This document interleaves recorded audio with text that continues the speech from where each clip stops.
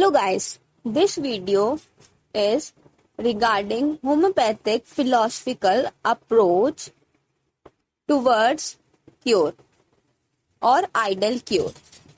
But first of all, we will look upon is cure and recovery are synonyms? Are they same? No, they are not, as recovery follows palliative treatment, that is, return of patient health after removal, disappearance, or cessation of exciting causes as a result of treatment which is not curative in nature. Now, what is cure?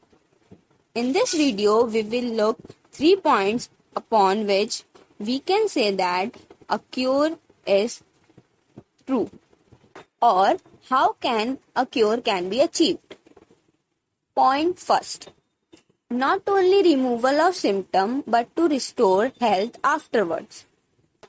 What does this mean? Restoring health means when a patient feels well from inwards, that is, from will and understanding, it is said to be cured, as only removal of symptom is recovery, and we are not going to recover but to cure a sick individual. For example, if a physician gives palliative treatment to a patient, there will be a transient relief, but after some time the suffering will aggravate and it will result in more dangerous form than the previous one. So, can you say that only removal of symptom is cure? So, we can conclude from this point that inward improvement plus removal of outward symptoms, this is what we can say cure. Now, second point. The cure should be mild and gentle. In aphorism second, Hahnemann says that a cure should be, or an ideal cure should be, rapid, gentle, and permanent restoration of health. I'm not going in details or reading the whole aphorism, but only highlighting here the main points of that aphorism.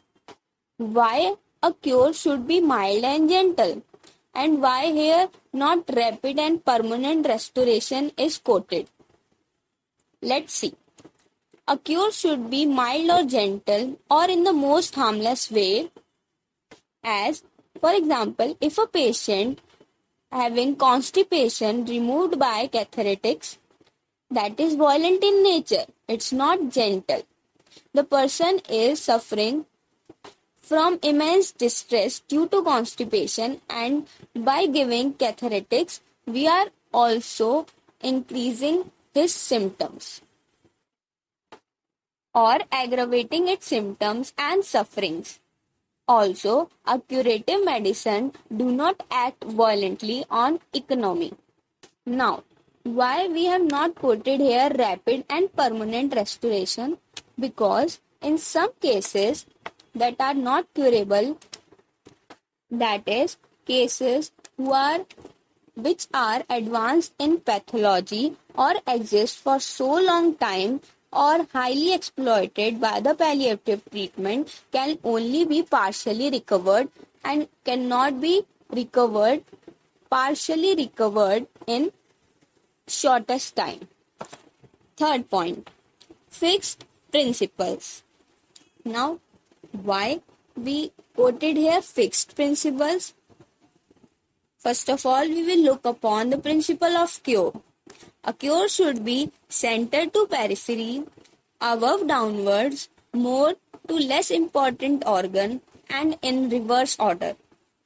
For example, if we take example of rheumatoid heart disease, which first manifested as rheumatoid joint disease, when given curative treatment, it can or it will go from heart to joints that is more important to less important organ, from center to periphery, above, downwards, and in reverse order. But if we give palliative treatment here, then again the rheumatoid heart disease will manifest itself, and even with more aggravated sufferings. Our principle is not based upon opinions or speculation, but they are based on experimentations which are reproved many a times. Also, when we stick to our principle, it will make our patient or sick individuals happy, as they will be cured. Also, we will only succeed in homeopathy when we stick to our principles, have knowledge of materia medica, plus know how to apply them. So, concluding that homeopathy by its medication can provide true cure as distinguished by recovery. First, general principles. As we can successfully apply them, they are easy to understand.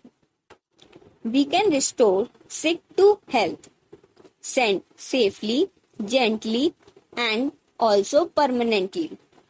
Also, I want to quote a last point here, that only dynamic influences derange vital force dynamically, and only dynamically active substance or medicine can cure the sufferings.